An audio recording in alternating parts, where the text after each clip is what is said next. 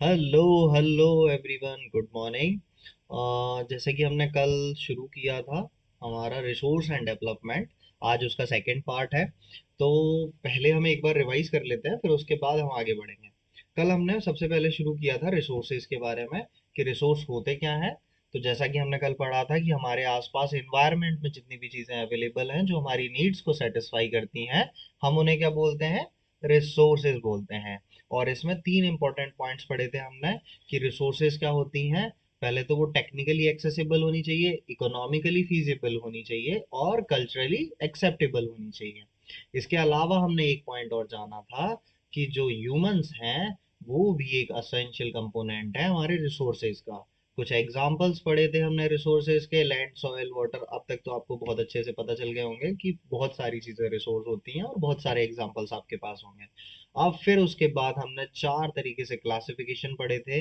On the basis of, first of all on the basis of origin, second exhaustibility, ownership, status of development.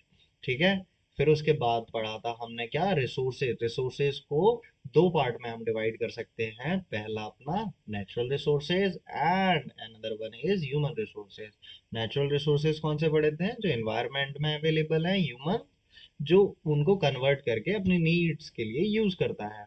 फिर हमने resource development of resources पढ़ा, जिसमें हमने तीन problems के बारे में जाना, जैसे डिप्लीशन, एक्युमुलेशन, एक्सप्लॉयटेशन। फिर उसके बाद हमने जाना कि रिसोर्सेज को बचाने के लिए हमने कुछ सस्टेनेबल डेवलपमेंट पढ़े हैं, सस्टेनेबल डेवलपमेंट। और फिर एक अर्थ समिट के बारे में भी जाना जो कि ब्राजील में हुई थी। एजेंडा 21 के बारे में पढ़ा था जिसका एम क्या था? Achieving global sustainable development. और इसमें एक इम्पॉर्टेंट पॉइंट भी जाना था कि गवर्नमेंट अपने अकॉर्डिंग अपने एजेंडा सेट कर सकती हैं, राइट। फिर उसके बाद मैंने आपको रियो डी जेनेरियो की लोकेशन बताई थी, कुछ यहाँ पर आपको देखने को मिलेगा। और ये कंट्री कौन सी है? ब्राजील। ठीक है। और इसके अलावा अगर मैं आपसे एक और चीज पूछना चाहूँ कि भाई ये कॉन्टिनेंट कौन सा है, तो आप क्या आप बता पाएंगे? ये कॉन्टिनेंट है साउथ अमेरिका, राइट। तो थोड़ा थोड़ा बेसिक बेसिक हम जानते रहेंगे। और हमारे प्यारे भारत को देखे बिना हम कैसे आगे बढ़ सकते हैं? तो ये रहा हमारा प्यारा भारत। चलिए आगे बढ़ते हैं। Resource planning. रिसोर्स प्लानिंग क्यों जरूरी है हमने पढ़ा था, क्योंकि सभी जगह रिसोर्सेज इक्वली डिस्ट्रीब्यूटेड नहीं है, कहीं पे एक्युमुलेटेड हैं। तो रिसोर्स प्लानिंग भी जरूरी है। फिर उसके बाद जाना था हमने रिसोर्स प्लानिंग इन इंडिया। तो इसमें भी तीन पॉइंट पढ़े थे, आइडेंटिफिकेशन, इवॉल्विंग और मैचिंग। फिर उसके बाद हमने कंजर्वेशन ऑफ रिसोर्स के बारे में जाना था और गांधी जी की एक बात सुनी थी जो कि उन्होंने कही थी क्या, कि हमारे पास इतने रिसोर्सेज तो अवेलेबल हैं कि सबकी नीड्स को पूरी कर दें, लेकिन इतने अवेलेबल नहीं है जो कि सबकी ग्रीड को पूरा कर पाए, राइट। फिर अब इसके बाद आते हैं हम लैंड रिसोर्स पे। लैंड रिसोर्स क्या है? एक इम्पोर्टेंट रिसोर्स है जिस पर हमें क्या क्या देखने को मिलता है। सबसे पहले natural vegetation, wild life, human life, economic activities जितनी भी अपन करते हैं वो सारी लैंड रिसोर्स पे ही तो होती है। ट्रांसपोर्ट, कम्युनिकेशन सिस्टम, ये सारी चीजें हम लैंड रिसोर्स की वजह से पॉसिबल हैं। और हमारे इंडिया में वैरायटी ऑफ रिलीफ्स अवेलेबल हैं जिसके मेनली जिसको हम तीन पार्ट में डिवाइड कर सकते हैं, जो कि इस मैप इस डायग्राम में हम देख पाएंगे कि हमारे पास 43% क्या है, प्लेन्स है, 30% माउंटेन है एंड 27% प्लेट्यूज है। मतलब एक बहुत बड़ा एरिया हमारे पास एज अ प्लेन अवेलेबल है। About 43% of the land area is plain, हम देख के आ चुके हैं, which provided facilities for the agriculture and industry. तो 43% से हमें क्या एग्रीकल्चर और इंडस्ट्री के लिए मिल जाता है। और माउंटेनियस एरिया कितना है? 30% of the total surface area of the country. Ensure perennial flow of some rivers, provide facilities for tourism and ecological aspect. अब माउंटेन से हमें क्या क्या मिलता है? एक तो रिवर, टूरिज्म और इकोलॉजिकल एस्पेक्ट, इकोलॉजी। तो ये माउंटेन्स पे अवेलेबल हो जाती है। 27% हमारे पास क्या है? प्लेट्यूज हैं जो कि rich reserves of minerals and fossil and forest. तो बहुत बड़े मात्रा में यहाँ पर मिनरल्स, फॉसिल फ्यूल और फॉरेस्ट का रिजर्व अवेलेबल है। ठीक है। नेक्स्ट पे आते हैं land utilization. Land utilization basically 5 part में डिवाइड है। पहला है फॉरेस्ट, दूसरा है कोई ऐसी लैंड जो कि कल्टीवेशन के लिए यूज नहीं होती, और तीसरी लैंड अनकल्टिवेटेड लैंड, चौथा फैलो लैंड, और पांचवा नेट सोन एरिया। तो इनको डिटेल में समझते हैं कि लैंड का यूटिलाइजेशन सबसे पहले तो हम फॉरेस्ट के तौर पे करते हैं कि चारों तरफ जो जंगल है वो हम लैंड पर ही पॉसिबल है। उसके अलावा land not available for cultivation, मतलब ऐसी लैंड जो कि कल्टीवेशन के लिए अवेलेबल ही नहीं है। तो ऐसी कौन सी लैंड होती है? बैरन या वेस्ट लैंड, मतलब जो बंजर जो भूमि है या फिर जिस पर कोई और चीज पॉसिबल नहीं है, वो कल्टीवेशन के लिए अवेलेबल नहीं होती, या फिर उस पर बिल्डिंग या फिर रोड्स या फैक्ट्रीज बना दी गई हैं। तो वो लैंड भी एग्रीकल्चर पर्पस के लिए अवेलेबल नहीं होगी। अब इसके अलावा जो अनकल्टिवेटेड लैंड होती है, जैसे कि कभी कभी घास के मैदान या फिर पेस्चर लैंड बना देते हैं जहां पर गाय भैंस को चराने के लिए ले जाते हैं, या फिर land under miscellaneous tree crops groups, मतलब नेट सोन एरिया में नहीं। जैसे आपके खेत के आसपास कभी कभी आपने देखा होगा कुछ पेड़ लगे रहते हैं जो कि बस लगे हुए हैं बट वो क्रॉप का पार्ट नहीं है। नीम के पेड़ हो गया, बरगद हो गया, बेरी हो गई, तो ये सारी चीजें आपको देखने को मिल जाती हैं, तो ये उसके अंडर आता है। कल्टिवेबल बेस्ट लैंड, अब कोई ऐसी लैंड भी होती है जिसे क्रॉप उगाई तो जा सकती है, लेकिन उससे 5 एग्रीकल्चर ईयर से ज्यादा उसे अनकल्टिवेटेड ही छोड़ दिया गया है, तो वो कल्टिवेबल वेस्ट लैंड होती है, वहां खेती हो सकती है पर कर नहीं रहे हैं। फेलो लैंड, फेलो लैंड दो पार्ट में डिवाइडेड है। करंट फेलो, एक तो हो गया अपना करंट फेलो, और सेकंड क्या हो गया? Other than current fellow, right. Current fellow का मतलब होता है कि अगर कोई भी जमीन एक एग्रीकल्चर ईयर, 1 एग्रीकल्चर ईयर से ज्यादा खाली छोड़ दी जाए, विदाउट कल्टीवेटेड छोड़ दी जाए, तो उसे बोलते हैं करंट फेलो। मतलब 1 साल से ज्यादा अगर हम उसे खाली छोड़ रहे हैं तो उसे करंट फेलो, और 1 साल से 5 साल के बीच में, 1 साल से ज्यादा हो चुका है, 5 साल तक हो चुका है, तो उसे अदर देन करंट फेलो बोलते हैं। अब इसमें आपको एक इंपॉर्टेंट टर्मिनोलॉजी ठीक से समझने की जरूरत है, जो कि है net sown area. Net sown area क्या होता है? Physical extent of land on which crop are sown और हार्वेस्टेड। ध्यान से समझिएगा, नेट शोन एरिया वो एरिया होता है जहां पर क्रॉप्स को उगाया जाता है और काटा जाता है या हार्वेस्ट किया जाता है, उसे हम नेट सोन एरिया बोलते हैं। क्लियर है? वो फिजिकल एरिया, खेत का वो फिजिकल एरिया जहां पर क्रॉप उगाई जा रही है और हार्वेस्ट की जा रही है, उसे हम बोलते हैं नेट सोन एरिया। और ग्रॉस क्रॉप्ड एरिया क्या होता है? Area sown more than once, area sown more than once in an agriculture year, a net year plus net sown area is known as gross cropped area। अब किसी area को multiple times हम, जैसे एक ही खेत में काफी 2 से 3 फसल हम निकाल लेते हैं, तो वो ग्रॉस क्रॉप्ड एरिया में आ जाता है। ठीक है? नेट सोन एरिया को मिलाकर अगर एक ही खेत में से मल्टीपल टाइम हम खेती करते हैं, तो वो ग्रॉस क्रॉप्ड एरिया में आ जाता है, राइट। क्लियर हो गया? Net sown area, gross cropped area. Fallow lands clear है, फिर फॉरेस्ट क्लियर है, land not available for cultivation. Okay, चलिए आगे बढ़ते हैं। Land use pattern in India. अब लैंड कैसे कैसे यूज की जाती है?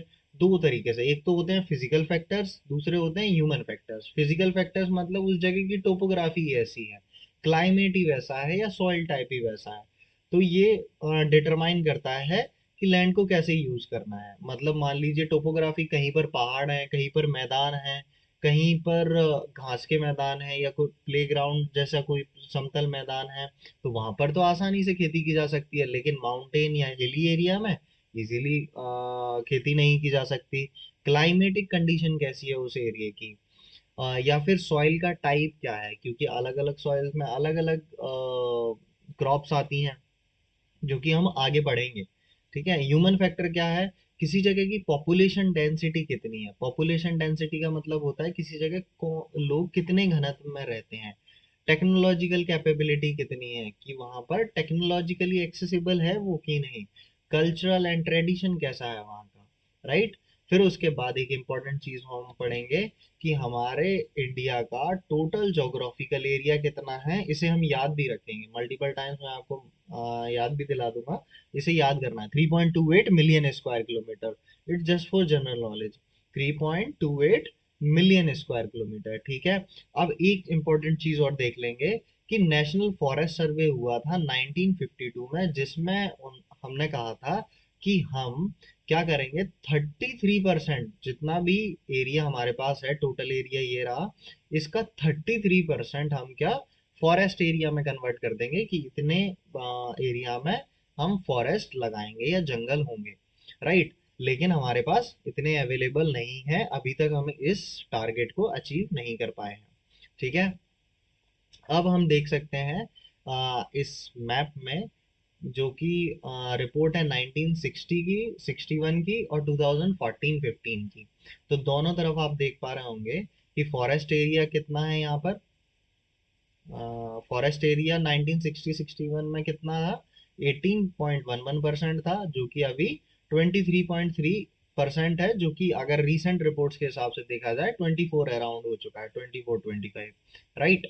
फिर उसके बाद बैरन एंड अनकल्टिवेटेड वेस्टलैंड कितना है, 18%। अब कितना बचा, 5.5%। फिर उसके बाद area under non agriculture uses कितना है, 4.95%, जो कि बढ़कर हो गया है 8.7%। क्यों, क्योंकि हमें काफ़ी सारी रिसोर्सेज की ज़रूरत हुई पड़ी है, और वो सारी चीज़ें लैंड पर ही अवेलेबल होती हैं, इसीलिए अदर नॉन एग्रीकल्चर एरिया ज़्यादा यूज हो जाता है। फिर उसके बाद आते हैं permanent pasture and grazing land, 4.7% था। अब कितना बचा, 3.3%।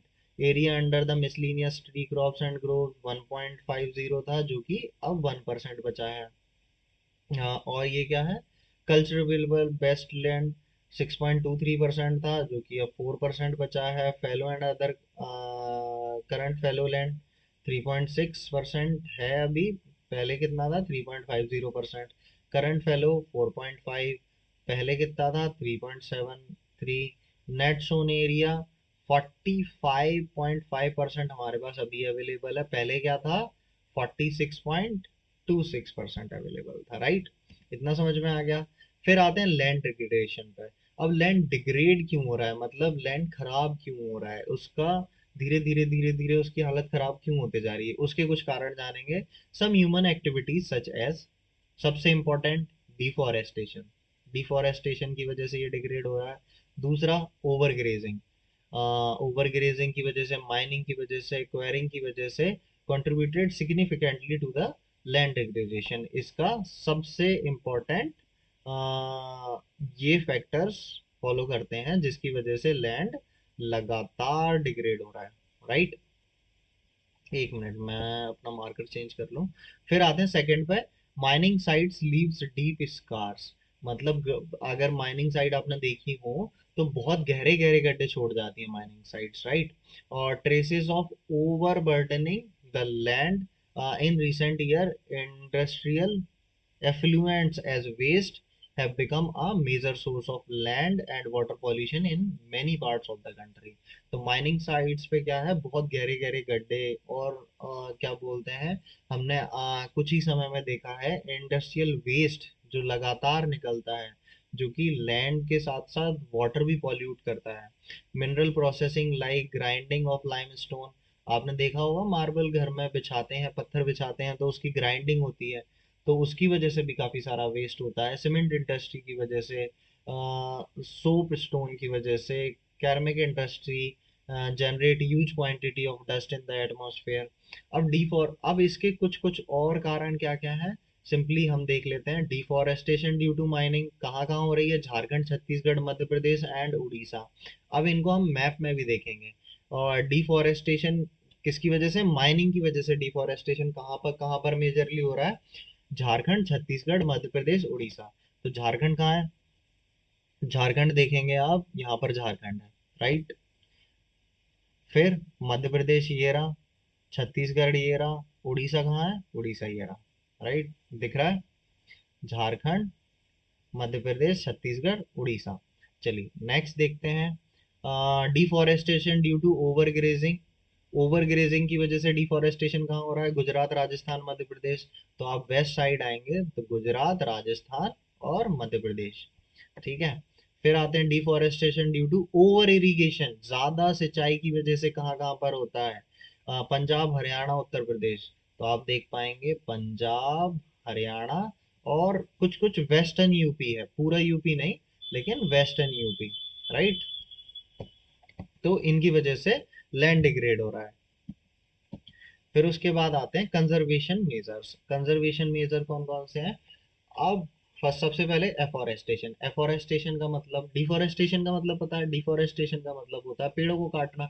एफोरेस्टेशन का मतलब होता है पेड़ों को लगाना। And proper management of grazing, stabilization of sand dunes by growing thorny bushes, control of mining activities पे control, proper discharge of disposal of industrial effluents and waste after treatment, proper management of wastelands, plantation of shelter beds of plants.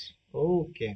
चलिए, यहाँ तक आज हमारा land resource complete हो गया। आज इस क्लास को यहीं तक रहने देंगे, फिर उसके बाद हम सॉइल एज अ रिसोर्स पढ़ेंगे, जो कि फिर काफी इंटरेस्टिंग रहने वाला है। और हम इसमें जानेंगे कि हमारे इंडिया में कहाँ कहाँ कैसे कैसे सॉइल्स अवेलेबल हैं, उनमें कौन कौन से मिनरल्स मिलते हैं, उन सपोर्टिंग क्रॉप्स कौन कौन सी हैं।